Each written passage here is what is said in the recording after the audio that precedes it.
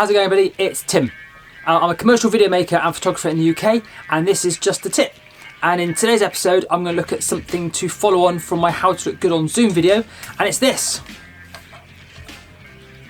Now this is kind of cool. This is a posable arm to hold a phone. So if I'm completely honest, when I do Zoom calls with clients, I often tend to end up using my phone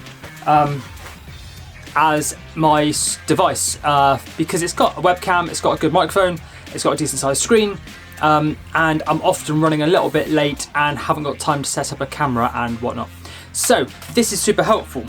What you can do with this is it screws onto your desk with this bit here, and then this bit holds your phone, and this bit helps you get the angle. Get the arm on the edge of your desk,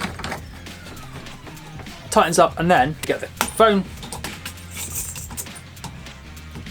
and you can put it wherever you want it. So I can grab my phone on the arm, get it into place, and I'm all set to have my video call.